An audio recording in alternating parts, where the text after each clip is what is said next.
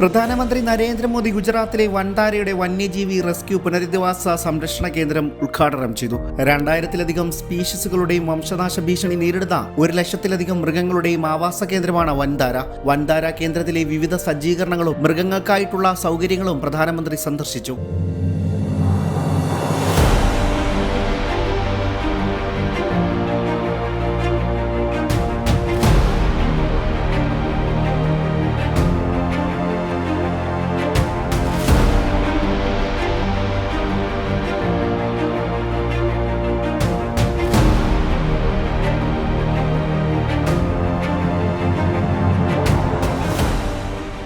കേന്ദ്രത്തിൽ പുനരധിവസിപ്പിച്ചിരിക്കുന്ന വിവിധ ഇനം മൃഗങ്ങളുമായും അദ്ദേഹം അടുത്തിടപഴകുകയും ചെയ്തു. പ്രധാനമന്ത്രി നരേന്ദ്രമോദി വൻതാരയുടെ ഭാഗമായിട്ടുള്ള വന്യജീവി ആശുപത്രി സന്ദർശിച്ച് അവിടുത്തെ ആധുനിക വെറ്റിനറി സൗകര്യങ്ങളെല്ലാം വിലയിരുത്തി. MRI, CT സ്കാനുകൾ, ICUകൾ ഉൾപ്പെടെയുള്ള സൗകര്യങ്ങൾ അദ്ദേഹം നേരിട്ട് കണ്ട് വിലയിരുത്തി. Wildlife, anaesthesia, cardiology, nephrology, endoscopy, dentistry, internal medicine തുടങ്ങി നിരവധി ഡിപ്പാർട്ട്മെന്റുകളും പ്രധാനമന്ത്രി സന്ദർശിച്ചു.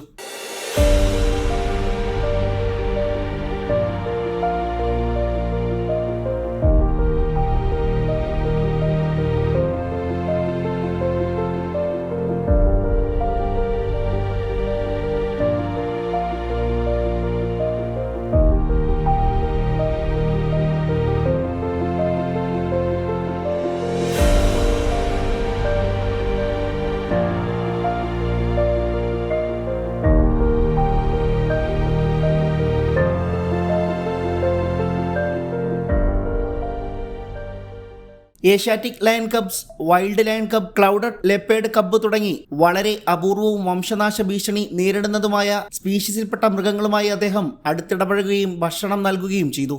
മോദി ഭക്ഷണം നൽകിയ വൈറ്റ് ലയൺ കബ് അടുത്തിടെയാണ് വൻതാരയിൽ ജനിച്ചത്. അപകടത്തിൽപ്പെട്ട അതിന്റെ അമ്മയെ റെസ്ക്യൂ ചെയ്ത് വൻതാരയിൽ എത്തിച്ച ശേഷമായിരുന്നു പ്രസവം. ഒരു കാലത്ത് ഇന്ത്യയിൽ സജീവമായി കാണപ്പെട്ടിരുന്ന കാട്ടുപൂച്ചയായ കാരക്കിൽ നിന്ന് നമുക്ക് അപൂർവ കാഴ്ചയാണ്.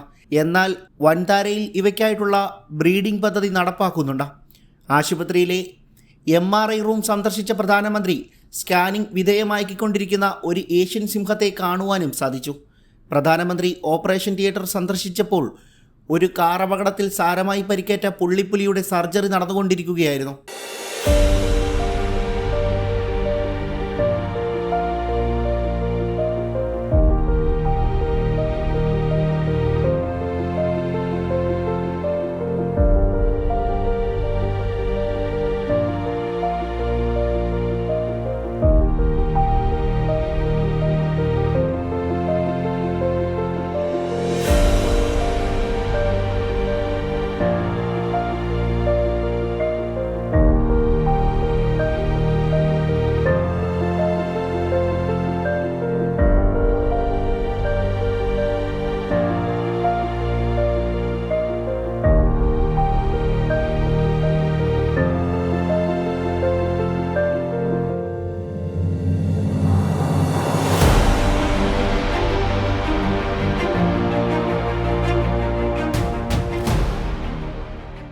ഗോൾഡൻ ടൈഗർ, സ്നോ ടൈഗേഴ്സ്, മലമ്പാമ്പ് തുടങ്ങി നിരവധി തരം മൃഗങ്ങളെ പ്രധാനമന്ത്രി മോദി സന്ദർശിക്കുകയും അവയുടെ സുഖവിവരങ്ങൾ തിരക്കുകയും ചെയ്തു. വൻതാരയുടെ ഭാഗമായി ലോകത്തിലെ ഏറ്റവും വലിയ ആന ആശുപത്രിയിലും സന്ദർശനം നടത്തിയാണ് പ്രധാനമന്ത്രി മടങ്ങിയത്. വൻതാര കേന്ദ്രത്തിലെ ഡോക്ടർമാരെയും മറ്റ് ജീവനക്കാരെയും എല്ലാം പ്രധാനമന്ത്രി സംവേദിക്കുകയും ചെയ്തു. News desk login Kerala.